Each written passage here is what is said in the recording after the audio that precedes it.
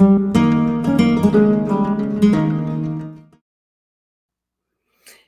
this session, we're going to talk about what a wonderful opportunity you have to demonstrate what it is to be a lifelong learner. We shouldn't stop learning just because we're through with our formal schooling.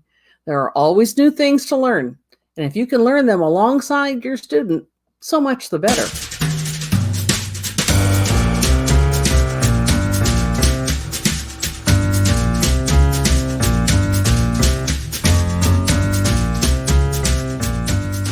In this picture, we have someone learning about gardening.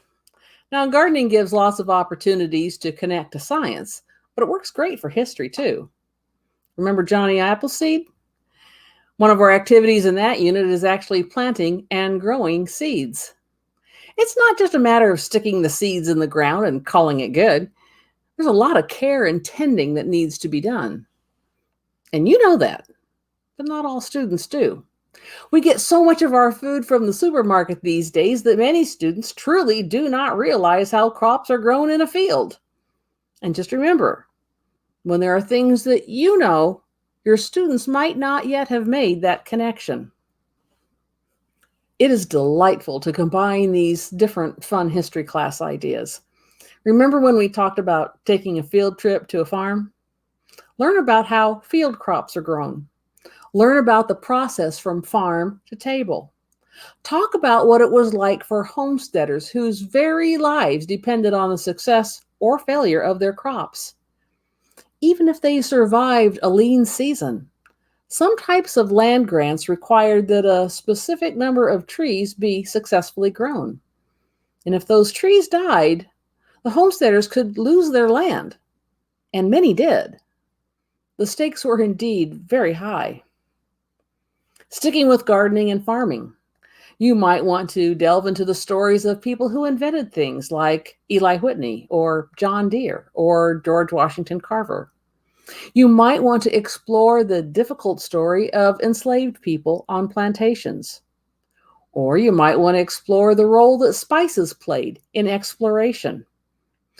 There are so many things, and that's just talking about gardening. One of my favorite courses is the Pony Express. And since that story is about how to deliver a letter in 10 days, it seems natural that we would need to know how to address an envelope. We can use this skill also in our study about Louis Prang, the father of the American Christmas card. So when we learn how to address an envelope, this goes way beyond addressing a letter to an individual. In that study, we talk about how to use titles, social, academic, honorific, and addressing envelopes in a wide variety of social circumstances, and so much more. We talked about cooking earlier.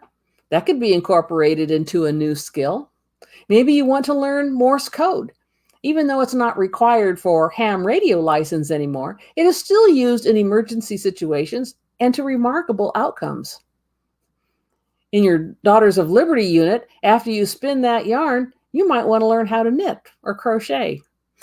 You see, any new skill you learn can be rooted in a history lesson. Go learn something new today. Find an old photograph. Absolutely any photograph will work. It might be something you have at home. It might be something you find online. It truly doesn't matter. But the older the better.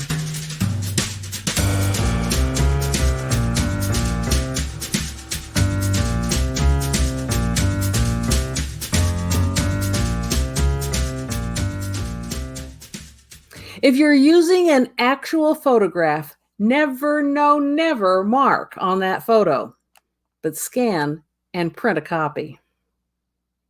You can simply write a traditional caption to a photo. Here we have a photo of General Grant. So we could simply say, General Grant stands proudly next to his war horse named Cincinnati, June 4th, 1864.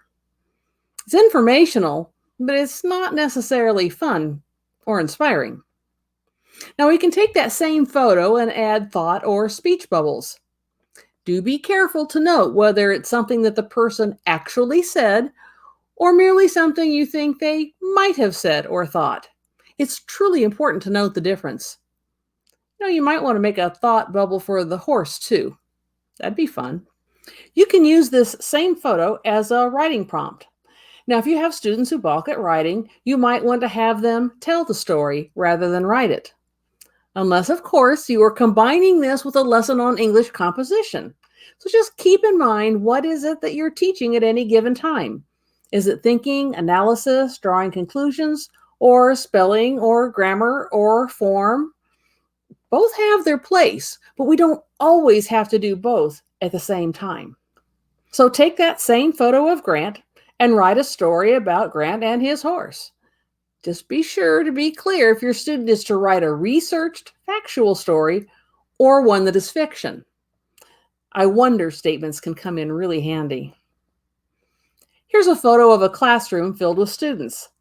Thought bubbles could surely be added here, but this is also a great writing prompt. Are these students about to take a test? Are they contest winners who, as a part of their prize, got their picture taken? Getting a picture taken was still a really big deal at the time. You could write a story about their school day, on and on. What kind of story could you write about this photo of a jewelry store? A story about the owner? A story about the young man who is coming to the store to buy a ring for his beloved? Maybe this is the store just before it got robbed. Here's a picture of a family. It was a very important event to have a family portrait, and as such was a very serious affair, which, by the way, is primarily why people don't smile much in old photos. I wonder if all these kids belong to the parents. I wonder if it's a blended family. Look how they're all dressed in their best clothes. I wonder what the father did for a living. I wonder if the mother had a job outside the home, or if she wanted one. Again, lots of Maestro Heights materials use photos as part of their primary source materials because a picture really can be worth 1,000 words to tell the story. I use lots of primary source materials to try to tell the most neutral story I can. It is important to understand the difference between history and memory. History is what I can document. Memory is the conclusions that I or someone else might draw based on what we have seen or heard or read. I can say that so-and-so is quoted as saying this or that. I can say that a crowd seemed enthusiastic or supportive, but that's my opinion or conclusion. I cannot say what someone was thinking. I cannot say for sure if someone felt a certain way unless they said it. I cannot even know for sure if someone was illiterate. And I can draw some conclusions based on clues, but if I do that, I must state it as the conclusions that are mine. Historical accuracy is so important.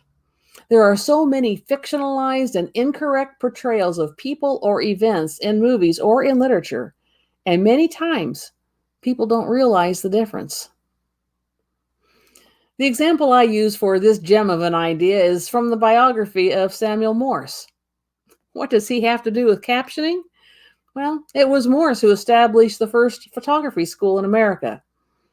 So while photography would have been eventually taught here anyway, he gets credit for doing it first. Grab some photos and start captioning.